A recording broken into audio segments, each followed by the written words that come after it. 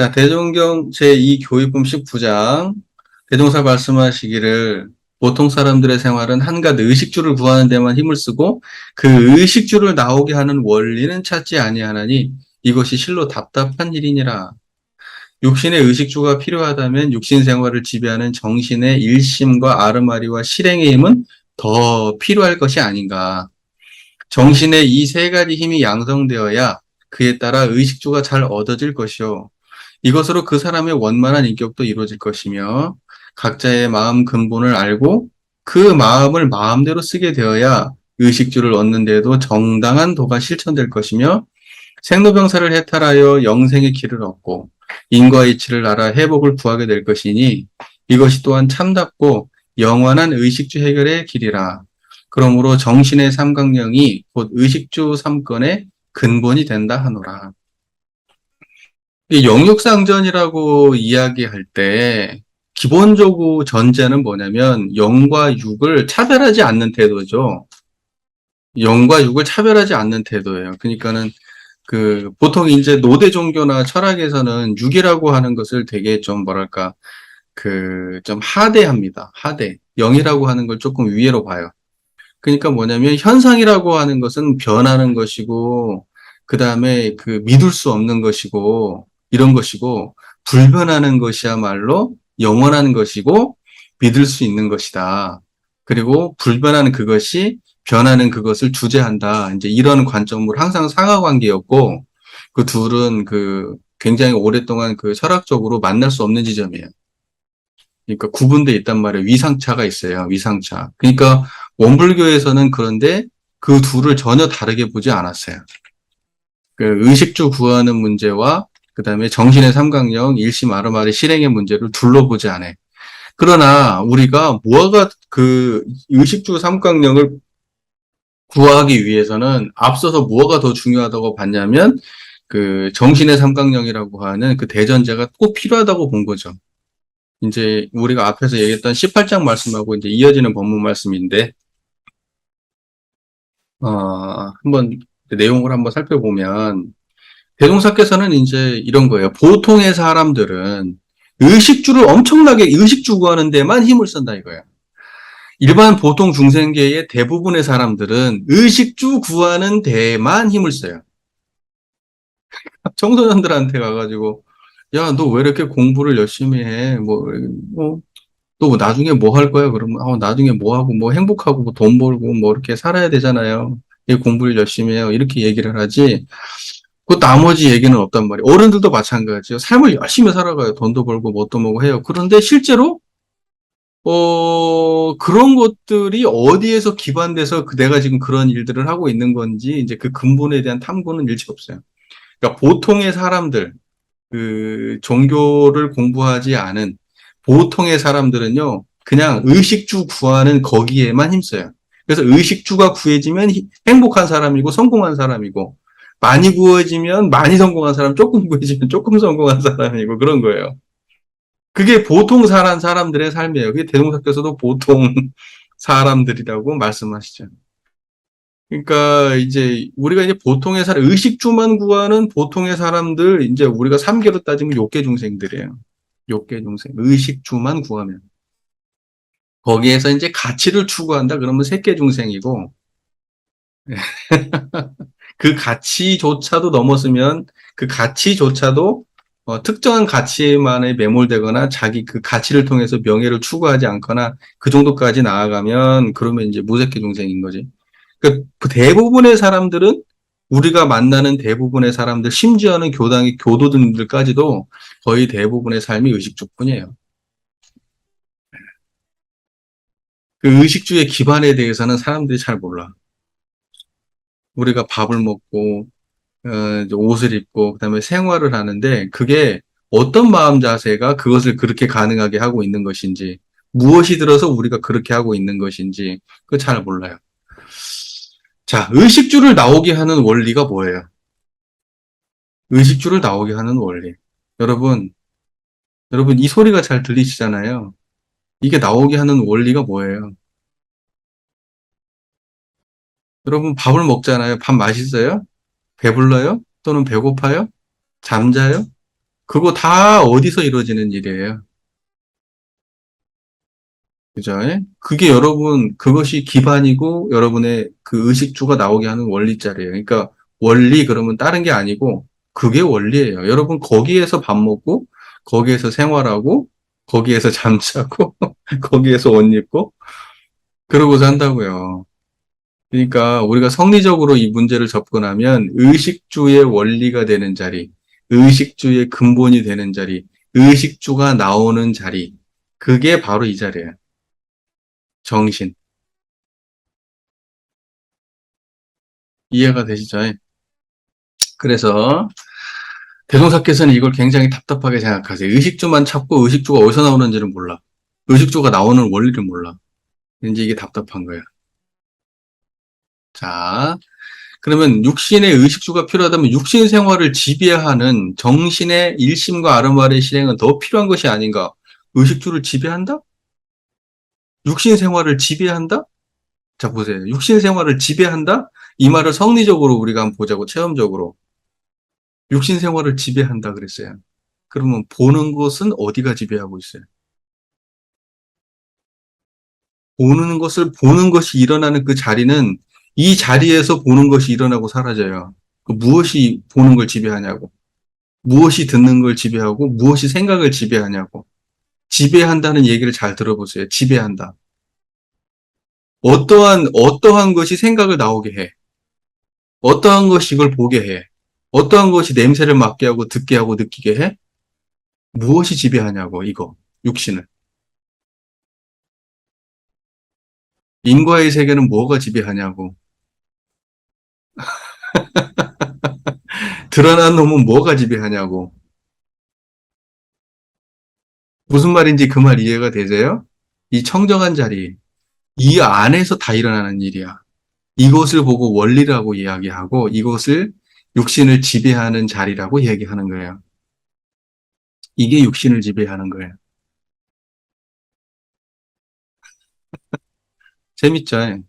그래서 그 육신 생활을 지배하는 정신, 이렇게 말하죠. 그 정신이라고 하는 건 분별성과 주착심이 없는 경지, 마음이 뚜렷하고 고요하여 분별성과 주착심이 없는 경지. 그 정신이 뭘 지배해요? 여러분의 생각과 판단과 감정과 막과 보이는 것과 들리는 것과 모든 걸 지배한다고. 무슨 말인지 아시겠죠? 그러니까 정신이 지배한다는 게 이렇게 감각적으로 딱 체험적으로 와요. 이 소리 지배하고 있는 자리 알겠어요? 예. 자, 그래서 이 지배하는 정신의 일심과 아르마리의 실행은 더 필요한 것이 아닌가. 우리가 육신 생활이 이 안에서 드러나고 있는 의식주만 하고 있지만 사실은 그 의식주를 드러내고 있는 이것을 알고 양성하고 사용하는 그것이 더 필요하지 않겠니? 보이는 것이 여기서 드러나고 있고 들리는 것이 여기서 드러나고 생각이 여기서 드러나고 사라지는데 이 힘이 있어야 우리가 보고 듣고 생각하고 하는 모든 감각기관을 거기에 노예가 되지 않고 여기에 주체가 되지 않겠니? 그러니 이 자리를 알고 양성하고 사용하는 게 더 중요하지 않을까? 이제 이렇게 얘기하는 거예요. 체험적으로 이해하세요. 관념적으로 이해하면은요, 이게 3000% 빠져요. 자, 더 필요할 게 아닌가, 더 필요할 게 아닌가? 정신의 이 세 가지 힘이 양성돼야 그에 따라 의식주가 잘 얻어질 것이요. 자, 보세요. 이 자리를 잘 알고 양성하고 사용한다. 이 자리를 잘 알고 양성하고 사용해야 우리가 예를 들면 볼 때 보이는데 끌리지 않고 듣는데 들리는데 끌리지 않고 생각에 끌리지 않고 하고 싶은데 끌리지 않고 하기 싫은데 끌리지 않아야 될 거 아니에요? 그렇게 그 끌리지 않는 그 힘 또는 내 끌리지 않는 힘이라고 하는 것은 당연히 해야 될 일을 하는 힘과 같은 거예요, 맥락이. 하기 싫은 걸 해야 되지 말아야 될 걸 하기 싫은 걸 또는 옳지 못한 걸 안 하는 힘과 옳은 것을 행하고 그 다음에 해야 될 일을 하는 그 다음에 그러한 힘은 다 이 자리에 근본돼서 이루어지는 일이에요. 그러니까 같은 거라고. 하기 싫은 걸 안 하는 것과 해야 될 일을 하는 것은 같은 힘이야. 그런데 그걸 그렇게 하는 힘은 어디서 나오냐? 이 정신의 힘에서 나온다고? 자기의 욕망을 자기가 환히 알려면은 여기가 밝아야 돼. 내가 올바른 생각을 하는지, 그릇된 생각을 하는지, 될 일을 생각하는지, 안 될 일을 생각하는지, 그것을 손바닥에 놓고 저울질 하려면 자주력이 있어야 돼. 그런데 먹고 싶은데 확 끌려가고, 하고 싶은데 확 끌려가고, 우리는 그걸 갖다가 지켜낼 힘이 없어. 우리는 그래가지고 의식주에 항상 문제가 생겨요. 의식주 구하는데. 여러분, 어떻게 하면 돈 버는지 몰라서 못 버나? 다 알지만 그게 실행이 안 되잖아. 왜 안 될까? 하기 싫은 마음, 걱정되는 마음, 나는 능력 없지 하는 마음. 이런 모든 마음들이 나의 행위에 다 장애물이야.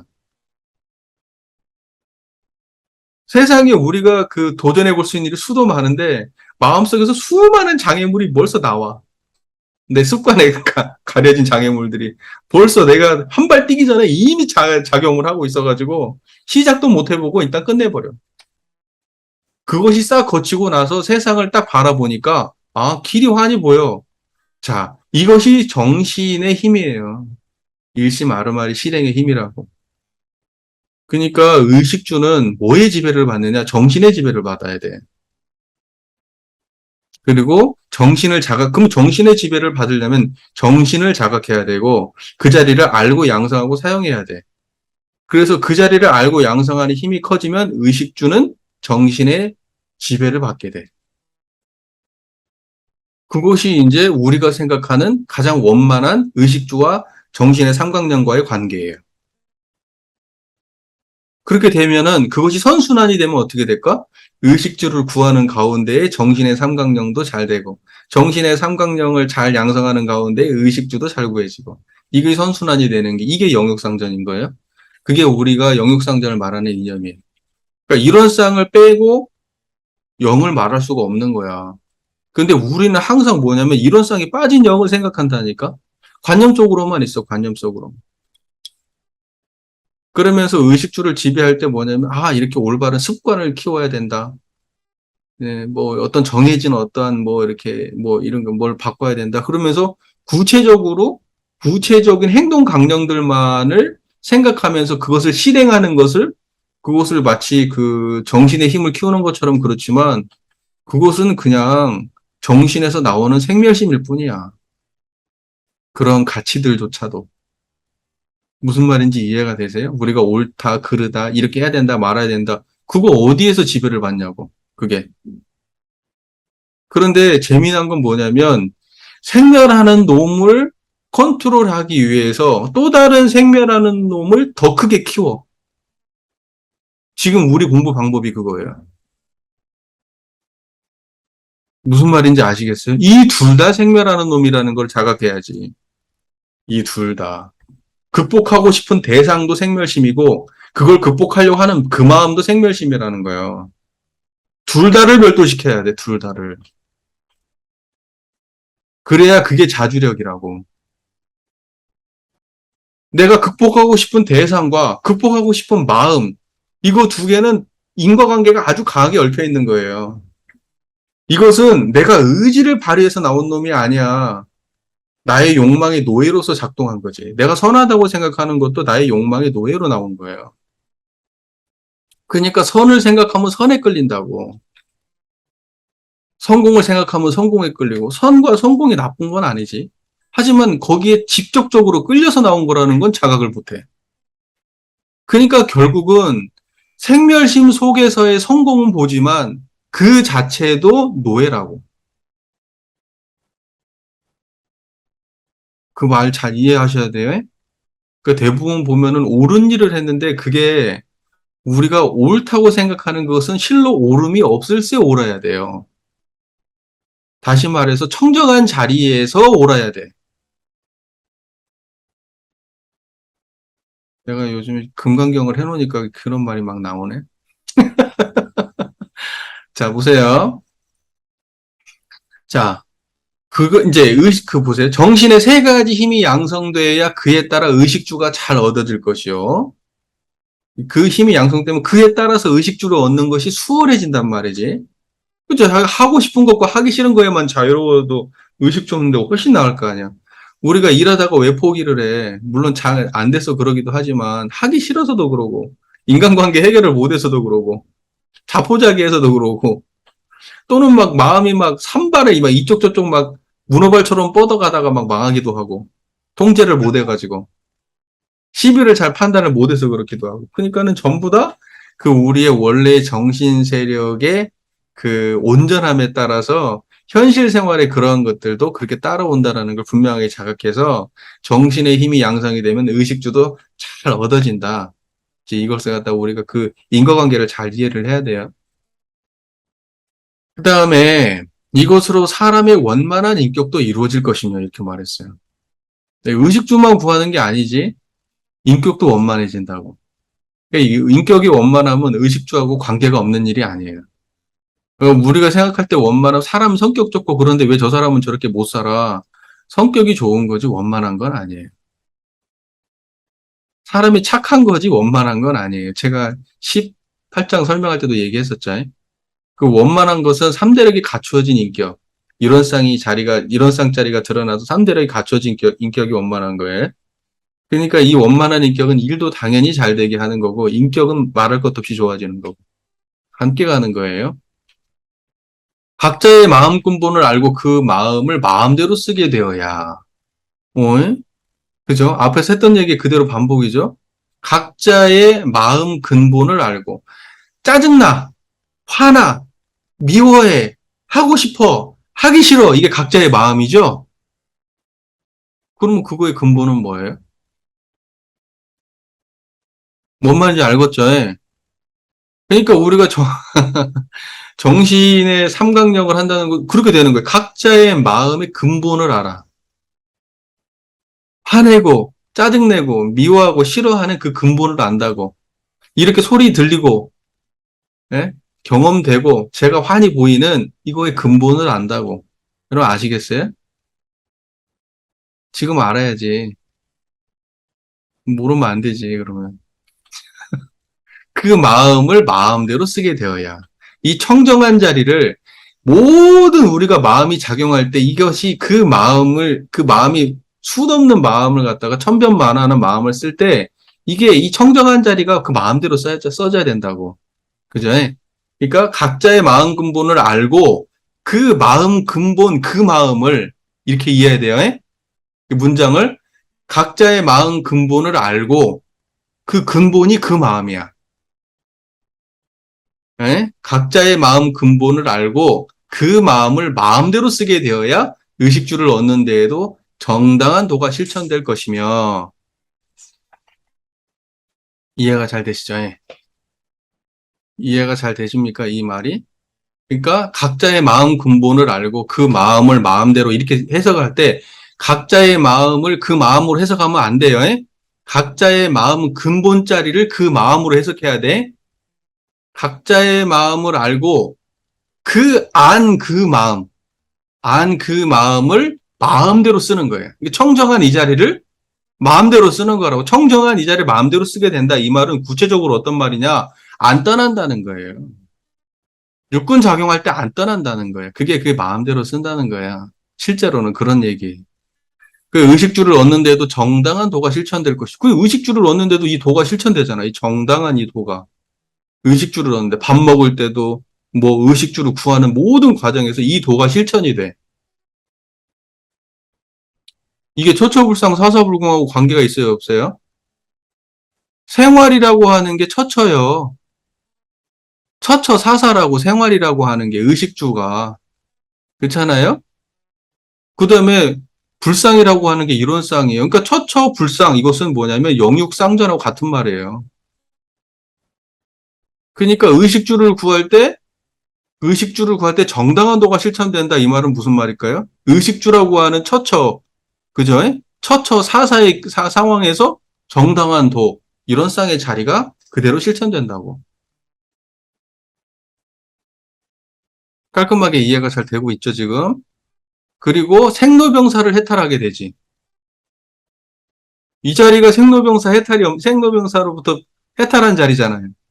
이 정당한 도라고 말하는 이 자리가. 마음의 근본 자리가 생로병사를 해탈하는 자리잖아요. 여러분, 생로병사라는 게 마음 작용 아니에요? 생로병사라는 게 마음 작용이잖아. 근데 그 마음 작용으로부터 마음 작용의 근본인 자리가 생로병사로부터 해탈하는 자리라고요.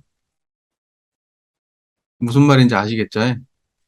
영생의 길을 얻고 인과의 이치를 알아 회복을 구하게 될 것이니 인과의 이치를 알죠. 청정한 자리가 드러나면 인과가 환하죠. 청정하니까 인과가 환하단 말입니다. 앞에 뭐가 그 깨끗한 거울이라 환이 드러난다고 지저분하지가 않아. 그래서 인과가 환해. 그래서 인과를 알려면은 성리를 떡 주무르듯이 해야 된다. 그 말이 그 말이에요. 그래야 인과를 안다는 말을 하는 거예요. 성리를 떡 주무르듯이 해야 된다는 얘기는 뭐예요? 청정한 이 자리를 안 떠나고 어떠한 상황에서 이 자리를 안 떠날 수 있어야 인과관계가 보이는 거지. 내가 청정하지 않으면 모든 관계, 인과관계에 내가 개입을 해. 내 욕망이 개입을 하고, 감정이 개입을 하고, 내 생각과 판단이 인과과정에 개입을 한다고. 그래가지고 항상 틀어져. 그래서 복잡해지는 거예요. 그런데 청정하면 단순해져. 명료해지고, 지은 대로 받아들이게 되고, 아, 그렇구나 하고 더 생각이 없어. 근데 오만 해석을 붙여갖고 거기서 벗어나려고 하고 다르게 해석하려고 하고 막 오만 노력을 벌인다고 우리가 자기가 왜 그래요? 청정하지 않아서 그래. 청정하지 않아서. 그러니까 영생의 길었고 인과 이치를 알아서 회복을 구하게 돼. 인과 이치를 환히 아니까 길을 알고 길을 알면 회복을 구하게 되는 거예요. 이것이 또한 참답고 영원한 의식주 해결이니라. 의식주를 해는 영원한 의식주 해결은 어떻게 하느냐? 영원한 이 자리에 근본돼서 해결해야 되는 거예요. 의식주를 해결한다. 의식주의 상황에 당했을 때 이 자리가 드러났을 때 이걸 보고 의식주 해결이다 이렇게 표현하는 거예요. 어디가 해결이야? 그러면 뭐 밥을 어느 정도 먹어야 되고 뭐 옷은 어느 정도 입어야 되고 건물은 어느 정도 살아야 되고 차는 어느 정도 타야 돼. 어떤 게 해결이에요? 밥을 먹되 청정해야 돼. 그게 해결이야. 이게 성리적 관점이에요. 무슨 말인지 이해가 되시죠? 거기서 뭐 밥을 먹는데 무슨 뭐 밥이 맛이 없고 맛이 있고 어떤 밥을 먹고 싶고 안 먹고 싶고 막, 이게 해결된 게 아니지. 해결은 어디예요? 그걸로 끝나는 거예요. 밥 먹을 때 끝. 이게 해결이요. 여러분, 해결이 되면은 꼬리가 안 붙어. 해결이 안 되면 항상 꼬리가 붙어요. 그래서 해결됐다는 건 뭘 의미해요? 흔적이 안 남는 거. 여러분, 의식주 생활을 하는데, 의식주 생활 이후에 흔적이 남지 않아. 그러면 그게 해결된 거야. 그러니까 어떤 사람은 항상 불만족하고, 어떤 사람은 너무 넘쳐. 그럼 해결된 게 아니야. 내동사님의 본문 안에서는요, 부자되라고 하지 않아요. 그게 지금 어디 나오는데 저도 그 본문을 잘 못 찾겠는데, 부자되라고 하지 않아요. 대종사님은. 뭐라고 얘기했느냐? 안분지적. 가지면 가진 대로 만족할 수 있냐는 거예요. 많이 가지면 많이 가진 대로. 부족하면 부족한 대로. 마음에서는 해결이에요. 무슨 말인지 아시겠죠? 그게 의식주 해결이에요. 그러니까 영원한 의식주 해결이라는 말은 성리적인 말이야. 의식주는요, 계속 변하는 거예요. 인과보응의 세계야. 그래서 영원히 머물러 있지 않아요. 하지만 청정한 자리가 드러나면 그 의식주가 어떤 상태에 있든지 해결이라고. 이 말이 이해가 잘 돼야 되는데. 그러므로 정신의 삼각년이 곧 의식주 3건의 근본이 된다 하노라. 지금 잘 이해가 되고 있는 거 맞아요? 맞아요? 그러니까 보세요. 우리는요, 그 우리는 뭐냐면, 우리는 철저하게 이 육신을 벗어나서 살 수 없어요. 먹고, 그 다음에 생활을 해야 돼. 그리고 육군을 벗어나서, 조금 더 구체적으로는 육군을 벗어나서 살 수 없어. 우리는 그리고 인간관계를 벗어나서 살 수 없고, 직업을 갖지 아니하고 살 수 없어. 근데 이것은 가변적이야. 완성이라는 것이 없어. 그런데 완성은 언제 이루어지느냐? 청정한 자리가 드러나서 어느 상황에 있어도 뚝 끊어지면 완성이야. 꼬리가 붙지 않으면. 내가 김밥을 먹고 있는데 김밥을 맛있게 먹고 있어. 그걸로 끝이면 완성이야. 김밥을 먹고 있는데 잡념을 끓인다? 그럼 미완성이라고. 그러니까 완성이라고 하는 것은 인과보응의 세계에 어떠한 인과적 어떠한 그 만족감이 어느 이상이 돼야지 완성인가? 그런 건 없는 거라고. 인과의 세계에서는 완성이 없어요. 근데 대종사님은 영원한 의식주 해결이라고 말씀하신다고. 이것은 성리적 법문이야. 인과적으로 의식주 해결이 완벽하게 된다는 게 아니야. 난 영원히 배를 굶지 않아. 그 영원히 괜찮은 집에서 살 거야. 이러한 의미가 아니라고. 이러한 의미의 말이 아니야.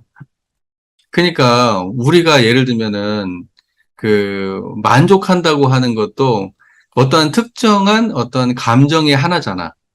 우리가 어떤 만족한다 또는 안분한다라고 표현하지만 어떤 만족감의 어떠한 하나의 형태야. 그러면 안분이라고 하는 것은 안분하지 않은 그 어떤 그 상대적인 어떤 이런 것도 존재한단 말이에요. 그러니까 뭐냐면 상대적 세계 속의 하나의 안분이라고 하는 거. 근데 영원한 의식주라는 게 뭘까? 영원한 의식주 해결이라는 게 그러한 걸 말하는 게 아니라고. 특정한 상태를 말하는 게 아니고 특정한 상태를 넘어선 상태에서 의식주를 바라볼 때 그것이 영원한 해결이라고. 의식주에. 그러니까 뭐냐면 이러한 마음을 가진 사람은 그냥 밥을 먹고 내가 가진 것을 내가 노력하지 않는다는 게 아니야. 노력할 때도 영원한 의식주 해결을 하고 있는 거야. 음. 내가 지금 직장 생활을 하고 있어. 그 영원한 직장 생활을 해결을 한 거라고.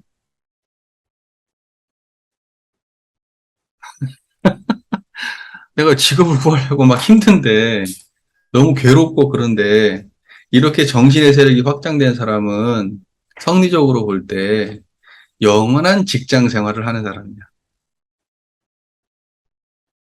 그 감각이 필요한 거야. 이건 논리적 설명이 아니야. 이건 마음자리를 그대로 설명한 거예요.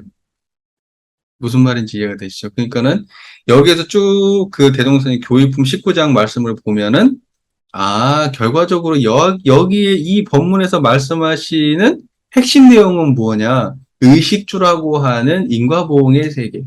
그리고 그 의식주의 근본되는 자리, 의식주의 원리라고 말하는 자리, 의식주가 들고 나는 그 자리, 그 자리에 대한 양성이 그것이 삼대력이다 이거야.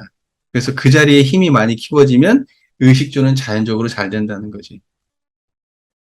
생로병사 해탈도 없고, 인과의 지도 환히 알게 되고, 그 다음에 모든 의식주를 구하는 과정에 정당한 도, 이론상의 자리가 정당한 도예요.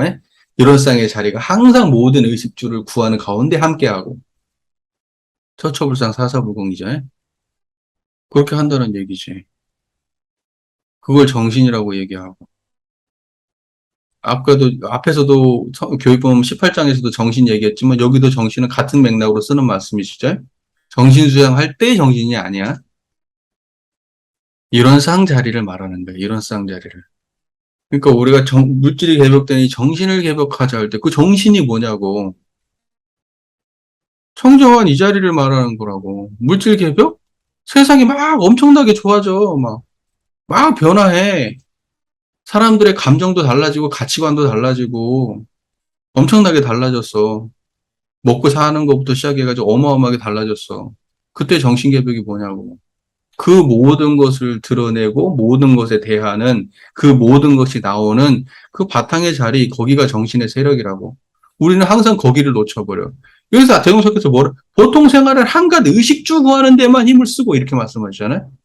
그게 물질의 노예라고. 의식주 구하는 데만 힘을 쓰고 이게 물질의 노예라고요. 그러면 정신 세력을 확장하자는 것은 무슨냐? 그 의식주를 나오게 하는 원리를 찾는 게 정신생활 확장이라고.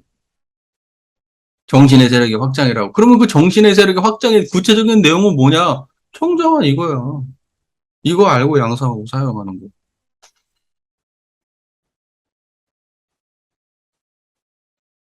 그러니까 제가 항상 하는 말, 다른 건 다 안 해도 되는데, 일상에서 청정한 자리는 놓치지 마시라. 다른 건 다 안 해도 돼. 안 해도 된다는 표현은 좀 맞지 않아?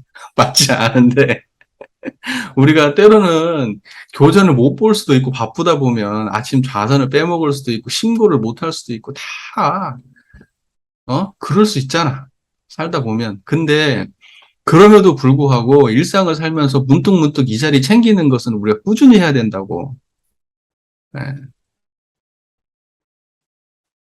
무슨 말인지 잘 이해가 되시죠? 그 말이. 그래서 지금 교육부 19장도 결국은 의식주 3건과 의식주 3강령과 일심 아르마르 실행의 3강령 해가지고 6대 강령에 대한 설명을 하고 계시지만 결과적으로 의식주는 이론상으로 구해야 된다는 얘기야. 그리고 이 정신의 3강령을 구하는 것이 이것이 그 정신의 세력을 확장하는 길이고 육신의 3권을 구하는 것은 물질의 세력이 확장되고 벌써 의식주라고 하는 것은 지금 비교할 수가 없잖아요. 그러니까 물질 문명이 발달된다? 이렇게 이야기하는 거. 물질의 세력이 확장된다? 그 의식주가 달라진다는 거예요. 이 법문에 기반해서 보면 의식주 생활이 달라지잖아. 소달구지 끌던 시절에서 지금 막 길만 나갔다 하면 그냥 자율주행차가 곧 나온다잖아. 이제. 이제 저기 뭐야, 이제 날라다녔다가 뭐야, 이제 막 바다도 갔다가 하늘도 갔다가 땅도 가는 막 그런 차가 나올 거 아니야, 이제. 그렇게 의식주가 달라진다고, 인간의 생활이 달라진다고. 그럼 그때 정신 세력이 뭐냐고. 이 정신의 이심 아르마의 실행의 이 힘이라고. 무슨 말인지 아시겠죠? 어떤 가치관을 세운다? 이게 정신의 세력의 확장이다? 어떤 오름, 어떠한 그 시대적 어떤 화두에 대답한다? 이게 정신 세력의 확장이다? 아니, 그 모든 건 물질의 세력이야.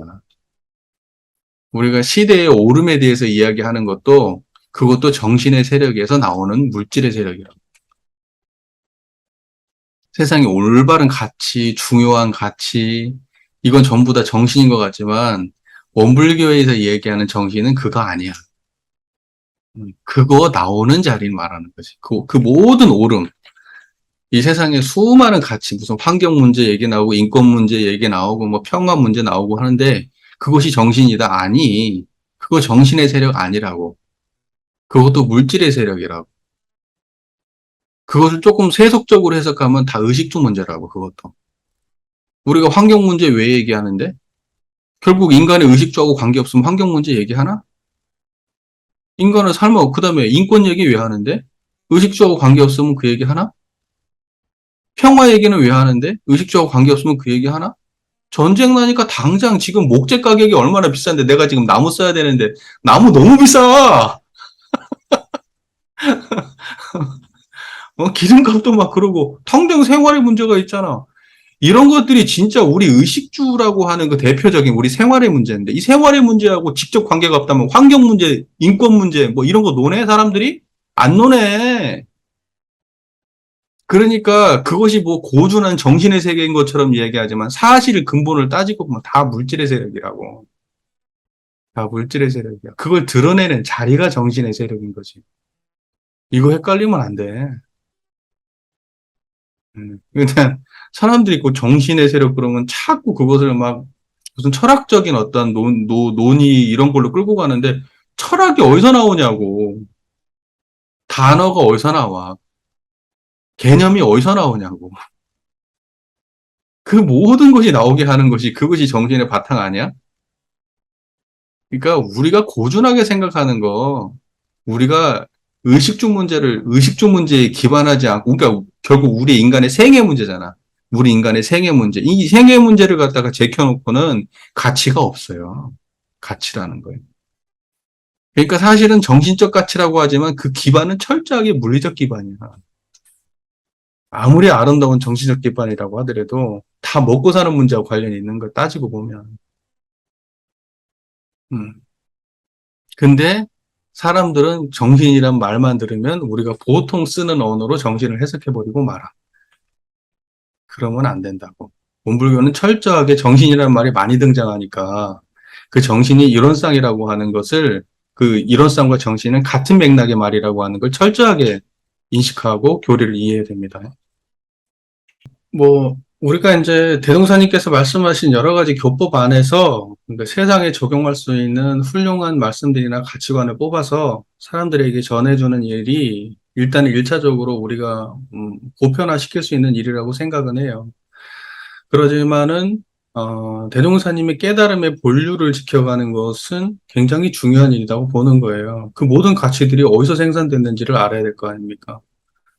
근데 이제 우리는 지금까지 계속해서 교법을 이야기할 때 그 교법의 그 뭐랄까 그 생멸적 차원에서의 발현만을 구현하려고 노력했고 거기에만 대종사님의 교법의 가르침이 마치 있는 것처럼 그렇게 착각을 해왔던 부분이 있어요. 사실은 그 불생불멸을 다루는 대종사님의 역량이 그 훨씬 더 그 기반으로서 중요하다는 걸 우리가 알아야 되거든요. 아까도 얘기했다시피 어떤 가치들, 어떤 그 옳음들, 이런 것들이 정의라고 생각되는 것들, 이런 것들에 대해서 우리가 교법 안에서 찾아내서 이야기하는 것도 좋지만, 그것도 전부 다 생멸의 관점이고, 그것은 전부 다 무엇으로부터 지배를 받냐면, 불생불멸의 지배를 받는 거예요. 그러니까는 그 사실은 뭐냐면 우리가 오름에 대해서 얘기하는 것도 엄밀하게 하면 인과적으로 따지면 인과본과 불생불멸의 이론상의 입장에서 보면은 인과를 따지는 거고 인과는 불생불멸의 입장에서 보면 지말적인 거예요. 지말적이라는 게 가치 없다는 게 아니라 끝의 얘기라고. 끝의 얘기. 그러지 근본 얘기는 아니야. 예를 들면 선한 일을 하자, 착한 일을 하자 이런 것들도 선과 그다음에 악이 나오는 바탕의 자리에 대해서 이야기했을 때 그것이 근본인 거고 선과 악을 이렇게 구분해야 된다 또는 이렇게 행해야 된다라고 했을 때 행위로 나오면 그건 지말이 되는 거예요. 그 지말과 근본에 대해서 차등을 두는 말이 아니라 그 둘은 우리가 지금 이야기하는 것은 근본에 대해서는 우리가 더 힘을 쓰는 그런 방식으로 공부를 한쪽에서는 분명히 해 나가고 있어야 된다는 이야기를 하고 싶은 거예요. 그러니까 여기 계신 분들도 세상에 대해서 좋은 얘기하고 그 가치관, 올바른 가치관에 대해서 시대의 정신에 대해서 이야기하는 것도 물론 중요하지만 그것이 성리적으로 어디에 근본되어 있는지 그 바탕의 자리는 놓치지 마시라. 그 얘기를 꼭 하고 싶은 거예요. 그러니까 여러분들의 삶이 굉장히 지금 있는 곳에서 노력하시고 힘들고 다 하시지만 그 모든 것들은 다 어디에 근본되어 있느냐?